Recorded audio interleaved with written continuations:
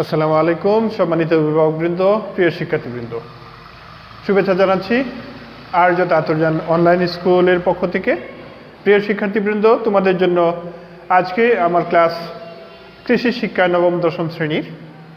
প্রিয় শিক্ষার্থীবৃন্দ, তোমরা কৃষি শিক্ষা বইটির তৃতীয় পরিচ্ছেদ, প্রথম অধ্যায়ের তৃতীয় পরিচ্ছেদ 12 পৃষ্ঠা ভূমিক্ষয় ও ক্ষয় রোধ এই অধ্যায়টি বের করো।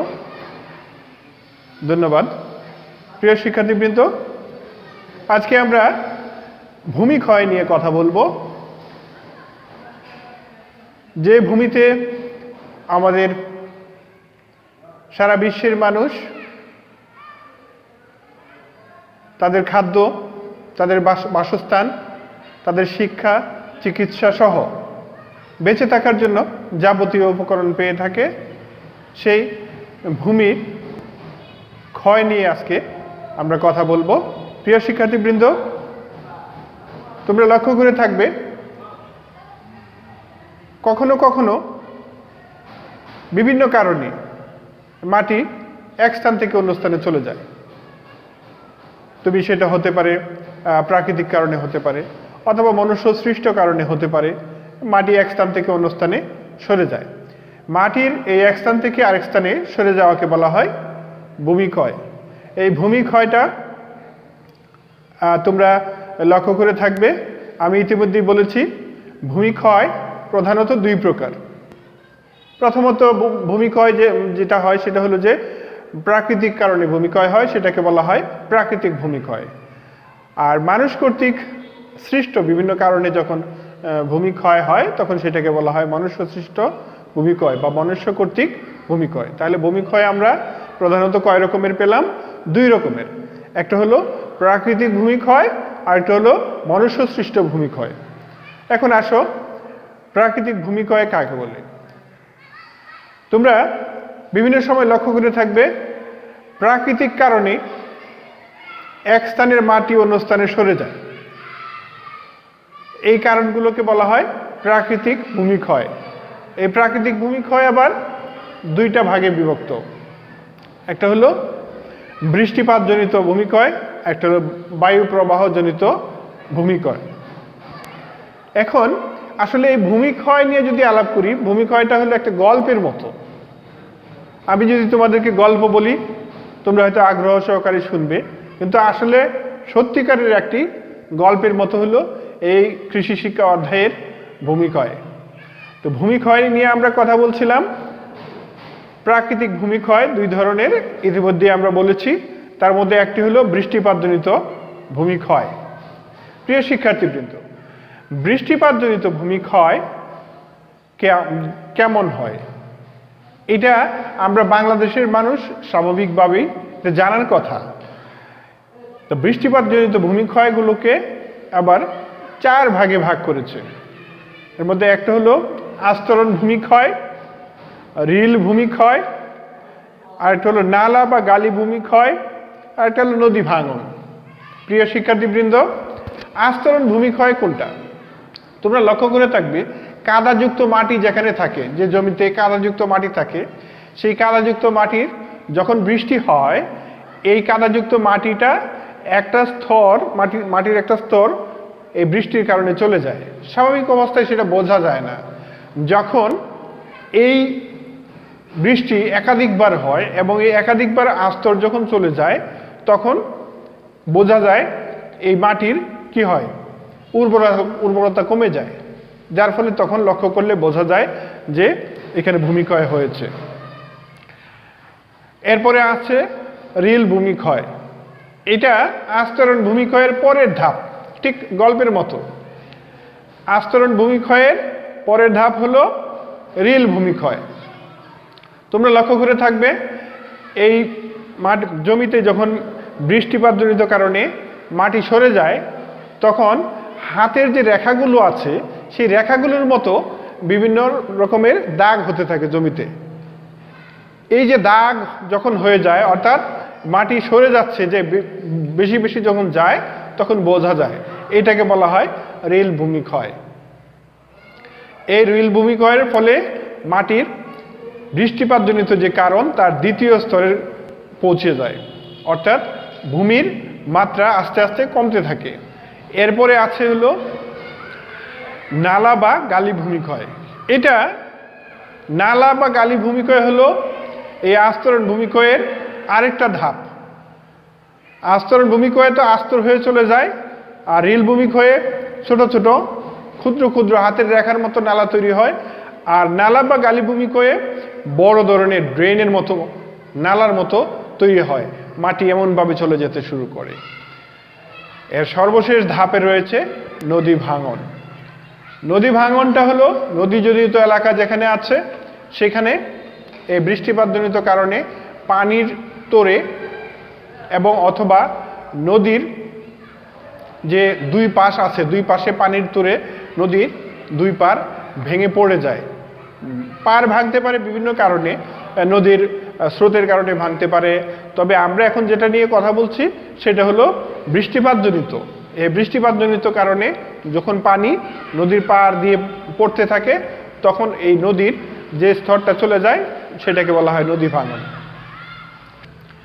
তো বৃষ্টিপাতজনিত ভূমিক্ষয়ের সর্বশেষ আমরা আলোচনা করেছি নদী ভাঙন। নদী ভাঙনটা বৃষ্টিপাতজনিত কারণেও হতে পারে, আরেকটা কারণে হতে পারে, সেটা হলো নদীর ক্রমাগত স্রোত, বা নদীর ক্রমাগত যখন নদীর তলদেশ ভরাট হয়ে যায় তখন নদীর পানি কি হয়, এই দুই পার ভাসিয়ে নিয়ে যায়।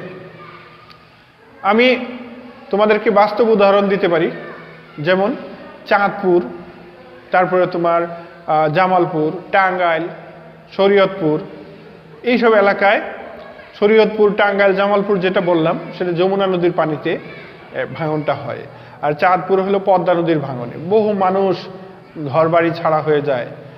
নিজের চোখে দেখে এসেছি, চাকরিজনিত কারণে জামালপুরে চাকরি করেছি দীর্ঘদিন, সেখানে দেখেছি জামালপুরের ইসলামপুর এক রাতের মধ্যে বেলগাছা নামক একটা গ্রাম, প্রায় 3 কিলোমিটার লম্বা এই গ্রামটি এক রাতের মধ্যে ভাসিয়ে নিয়ে গেছে আমাদের চোখের সামনে। আমরা এনজিও কর্মী ছিলাম ওখানে, প্লাস উপজেলার দায়িত্বশীল কর্মকর্তা ইউনো মহোদয় সহ আমরা সবার সামনে, চোখের সামনে আমরা সারা রাত ওখানে অবস্থান করেছি, কিন্তু আমরা কিছুই করতে পারিনি। নদী ভেঙে নিয়ে গেছে পুরো গ্রামটাকে, মানুষ বাস্তুহারা হয়ে গেছে এক মুহূর্তের মধ্যে। মানুষ বলে থাকে যে ঘরে পুড়লে, ঘর যদি পুড়ে যায় তাহলে কি হয়, মাটিটা থেকে যায়, আর নদী ভেঙে নিয়ে গেলে কিছুই অবশিষ্ট থাকে না। কেউ ঘর সরাতে পেরেছে, আবার কেউ পারেনি।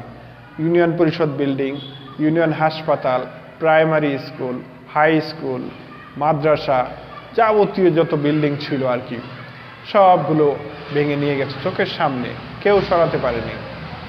প্রিয় শিক্ষার্থীবৃন্দ, আমরা এরপরে যাব হলো মনুষ্য সৃষ্ট ভূমিক্ষয়। যেটা মনুষ্য সৃষ্ট ভূমিক্ষয়, যে অবস্থাটার মধ্যে তোমরা, এটা বাস্তব অবস্থা বর্তমানে চলছে, আমরা ক্রমাগত ভূমিক্ষয় করে চলেছি। এই মানুষ দ্বারা সৃষ্ট যে ভূমিক্ষয় সেটাকেই বলা হয় মনুষ্য সৃষ্ট ভূমিক্ষয়। তোমরা লক্ষ্য করে থাকবে, যারা পাহাড়ি অঞ্চলে গিয়েছ তারা জুম চাষ করা হয়। জুম চাষ এমন এক ধরনের চাষ যেটা পাহাড়ি অঞ্চলের মানুষ নানা প্রকারের শস্য একসাথে করে ওই পাহাড়ের বিভিন্ন নতুন করে ধাপ সৃষ্টি করে ওখানে তারা করে থাকে। এটাকে বলা হয় জুম চাষ। এই জুম চাষের ফলে নতুন পাহাড়ের ধাপ বাদে নতুন ধাপ তৈরি করা হয়, ফলে ওখানে প্রতিনিয়তই কি হতে থাকে, পাহাড়ের মাটি ক্ষয় হতে থাকে। এছাড়া সাম্প্রতিক সময়ে, মানে অতি সাম্প্রতিক সময়ে তোমরা লক্ষ্য করে থাকবে যে আমাদের প্রায় 12 লক্ষ রোহিঙ্গা আমাদের দেশে আশ্রয় নিয়েছে। তারা টেকনাফ, কক্সবাজার সহ ওই অঞ্চলের পাহাড় কেটে সম্পূর্ণ প্রায় ধ্বংসপ্রাপ্ত হয়ে যাচ্ছে আমাদের পাহাড়। এগুলো মনুষ্য সৃষ্ট ভূমিক্ষয়। এছাড়াও তোমরা আমাদের লক্ষ্য করে থাকবে বন উজাড় হচ্ছে। বন উজাড় হওয়ার ফলে দেখা যাচ্ছে যে এই বনের যে গাছপালা চলে যাওয়ার ফলে গাছপালার যে মাটিতে থাকে সেই মাটি ক্রমাগত কি হয়ে যায়, ক্ষয় হয়ে যায়। এটা হলো মনুষ্য সৃষ্ট ভূমিক্ষয়। মনুষ্য সৃষ্ট ভূমিক্ষয়ের কথা শুনলে এবার আমরা চলে যাব হলো ভূমিক্ষয়ের কারণ। আমরা ভূমিক্ষয়ের প্রকারভেদ আলোচনা করতে গিয়ে ইতিমধ্যে তোমাদেরকে আমরা বলে ফেলেছি অনেকগুলো কারণ। যাই হোক, তারপরেও আবার কয়েকটা কারণ আমি বলছি। বৃষ্টিপাত, ভূমির ঢাল, মাটির প্রকৃতি, চাষ পদ্ধতি অথবা শস্যের ধরন, এর বাইরে রয়েছে বায়ু প্রবাহজনিত, এছাড়া মানুষের কারণ তো বললামই, মানুষের সৃষ্ট কারণ। এরপরে এখন তুমি আসো, এই যে কারণগুলো ইতিমধ্যে আমি তোমাদের সাথে আলোচনা করেছি, এই কারণগুলো যদি আমরা অ্যাভয়েড করে চলতে পারি তাহলে আমরা কি করতে পারবো? আমাদের ভূমিক্ষয় রোধ করতে পারব। তারপরও ভূমিক্ষয় রোধের কয়েকটি কারণ আমরা আলোচনা করছি। একটা হলো মাটিতে জৈব পদার্থের পরিমাণ আমাদেরকে বাড়াতে হবে। আমরা ক্রমাগত যেটা ব্যবহার করছি রাসায়নিক সার, এই রাসায়নিক সার ব্যবহার বাদ দিয়ে আমরা যদি জৈব পদার্থ বা জৈব সার ব্যবহার করতে পারি তাহলে আমাদের ভূমিক্ষয়টা কমে আসবে।